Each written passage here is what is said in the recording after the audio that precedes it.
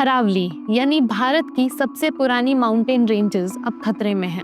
लगभग 3 बिलियन साल पुरानी ये रेंजेस गुजरात, राजस्थान, हरियाणा और दिल्ली के बीच एक 692 किलोमीटर लंबा स्ट्रेच बनाती है। लेकिन ये सिर्फ पहाड़ नहीं, दिल्ली और एनसीआर के फेफड़े हैं। साइंटिस्ट के हिसाब से अरावली के बिना थार रेगिस्तान की रेत सीधा दिल्ली एनसीआर तक पहुंच सकती है। अब 20 नवंबर को सुप्रीम कोर्ट ने एक कंट्रोवर्शियल डिसीजन लिया जिससे ये रेंजेस पूरी तरह बर्बाद हो सकती है।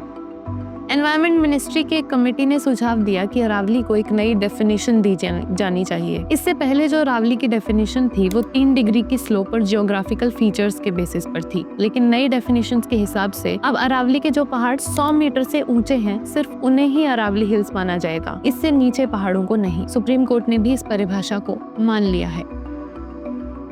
अब आप बोलेंगे कि इसमें दिक्कत क्या है? दिक्कत आपको ये डेटा बताएगा। फॉरेस्ट सर्वे के इस डेटा के हिसाब से राजस्थान में जो अरावली रीजन है उसमें 20 मीटर से ऊंचे लगभग 12,081 हिल्स हैं और इसमें से सिर्फ 8.7% यानी कि 1048 100 मीटर या फिर उससे ऊंचे हैं। इस नई डेफिनेशन के आने से ये 91% एरिया प्रोटेक्शन से बाहर हो जाएगा। इसमें एक बात ये भी है कि एफएसआई ने इस बात को पहले ही लाल झंडा दिखा दिया था। एफएसआई की 2025 की रिपोर्ट कहती है कि 10 से 30 मीटर ऊंचे हिल्स भी नेचुरल विंड ब्रेकर का काम करते हैं। एफएसआई के ही हिसाब से ये रेगिस्तान से आने वाली सैंड और डस्ट पार्टिकल्स को रोकते हैं। दिल्ली एनसीआर के PM 2.5 और PM 10 लेवल्स को कंट्रोल करते हैं और इसके साथ साथ एग्रीकल्चरल लैंड्स की भी सुरक्षा करते हैं। इस नई डेफिनेशन के हिसाब से अब जो लैंड इस कवर से बाहर हो जाएगी उसे माइनिंग के लिए काम में लिया जा सकेगा और ये जगह कंस्ट्रक्शन और रियल एस्टेट के लिए भी खुल जाएगी। यहाँ जिंक, क्वार्ट्ज, कॉपर और मार्बल जैसे मिनरल्स काफी मात्रा में मौजूद है, जिसकी कंस्ट्रक्शन कंपनीज को काफी जरूरत है। CAG की 2017 की एक रिपोर्ट के हिसाब से 5 सालों में यहाँ से लगभग 98.87 लाख मेट्रिक टन के मिनरल्स इलीगली निकाले गए हैं। अरावली ग्राउंड वाटर रिचार्ज का भी एक बड़ा सोर्स है। अगर इस एरिया में माइनिंग होने लगी तो यहाँ के एक्विफर्स पंचर हो जाएंगे और वाटर लेवल्स और नीचे चले जाएंगे। गुड़गांव, फरीदाबाद, नोएडा सारी जगहों को एक्सपेंड करने की पहले से ही कोशिश की जा रही है और अरावली के रिसोर्सेज इस एक्सपेंशन में एक सोने की खान की तरह काम करेंगे। हरियाणा जैसे स्टेट्स में अरावली की माइनिंग से आने वाले रेवेन्यू